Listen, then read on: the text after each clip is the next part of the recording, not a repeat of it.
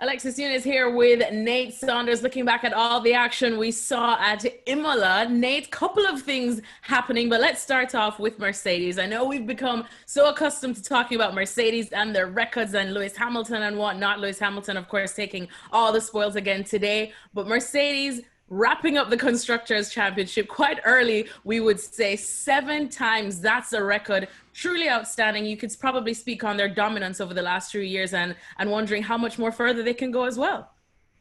Yeah, it's an unbelievable achievement because the longest spell before this had been Ferrari's 6, which, was kind of, for me growing up, that was the period of dominance. Red Bull, they had 4 years, and that seemed like a huge amount of time. So for the context of that, Mercedes have done an unbelievable job. And I think you're right that record, I don't think is going to stay at 7 in a row. Next year looks pretty nailed on.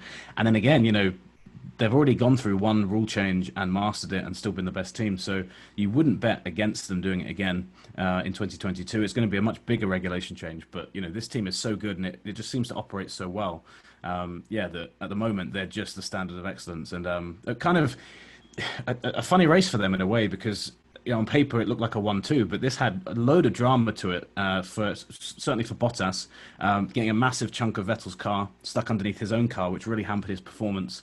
Lewis again showing us kind of why he's churning through the record books as well. Yeah, just why he's Lewis Hamilton, because extending that first stint out on tyres is effectively what won him the race. He got very lucky with the timing of the virtual safety car.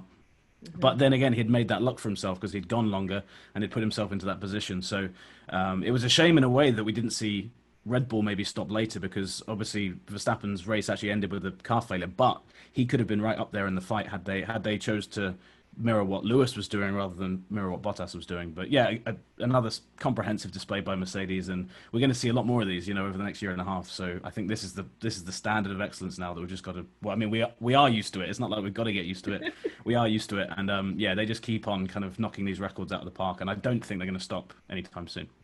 Anytime soon either. One thing that we hope doesn't stop anytime soon either is seeing Danny Ricciardo on podiums. We got to see that one more time. I don't think Cyril has agreed to get another tattoo. He still has to get the first one. But Danny Rick on the podium. Love to see it, Nate. What impressed you the most about his race today? Yeah, it was mad. And really, he came out of nowhere to get it because it looked like it was Sergio Perez's to lose. And then that's what Racing Point did, is that they lost that podium. They pitted him at the safety car. It's really easy for us to sit here and second guess those choices. But Ricciardo was speaking to Sky Sports after the race, and he said, I was really surprised to see Perez pit because the Racing Point on raw pace was quicker than the Renault. And, and basically at the end, it was just a straight fight to the finish line over those final sort of 5 or 6 laps, and Ricciardo said, well, Perez would have beaten us to that. So, but again, this kind of comes back to what I said about Hamilton making his own luck. Ricciardo has consistently been putting himself into these really good positions. Ocon didn't finish the race, but in terms of a pure comparison between the two, Ricciardo had been the guy again outperforming that Renault. And yeah, he's really giving them all sorts of things to be excited about. Fernando Alonso is obviously joining the team. He's tested the car recently. He was here this weekend. So I say here this weekend, so he was at Imola this weekend.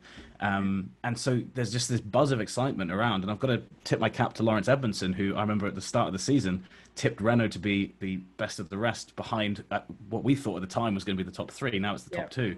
But they've really had an upward trajectory this season, and Ricciardo has kind of been spearheading that. And you wonder as well, if they had 2 competitive cars up there, just what kind of results they'd be getting, because at the moment they're really delivering, especially over 2 of the last 3 races when they have done that, and Ricciardo's the guy doing it. So yeah, he's driving better than ever. It is a shame that Cyril's not going to get 2 tattoos, but I think one was a big enough one. It was funny, again, Ricciardo said as soon as he got out of the car, before Cyril even said well done, he was like, I'm not getting a second tattoo. So it's obviously in Cyril's head now, and I know we've talked about it a lot and had a bit of fun with it, but yeah, great story from them. And again, makes you wonder, because McLaren, you didn't really see the pace there today. So again, what is going on in Ricciardo's head? I'm sure he's not second guessing the decision, because a lot can change over the course of a few months, but he's definitely right now in the right place, and maybe taking a side step or maybe a slightly backward step for next season. So it's fascinating how these things change, because at the start of the season you would have said McLaren is the best place to go, especially after those first few races.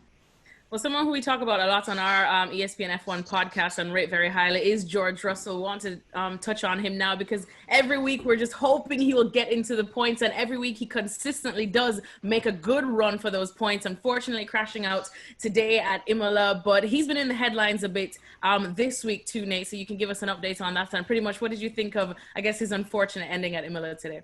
Oh, it's gutting, absolutely Mhm. gutting. You know, for a guy who's that talented, it's kind of crazy that we're still talking about when's he going to get his first points. But yeah, it has been a busy week. So there was a lot of speculation about his seat.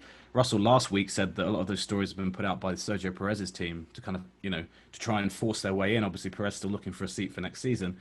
And this week, it actually aired just before the race. But Fernando Alonso said that out of all the young guys coming through, George Russell is the guy that he thinks is the future of F1. Now, again, I'm a cynic about Alonso, and I think the reason he said that is because he's going to be Lewis Hamilton's teammate one day. So I think that that's Fernando playing a little game already. But George Russell is worthy of that kind of praise, I think. And yeah, it looked like when that safety car came out, Max Verstappen crashing out with what looked like a suspension or tire failure at the end of the race. It was like suddenly this is his chance. You know, he had Kimi behind him on the softer tire, but all he had to do was really heat those tires up, and he would have been in a good position, as we saw with Ricciardo. And then he's warming the tires up, and he just crashes out, and it's a complete unforced error. You know, that is as big a mistake as you can make in an F1 car. I remember Grosjean did that years ago, and his kind of followed him around for years and years because he famously said, I think Ericsson hit us and Ericsson was nowhere near him.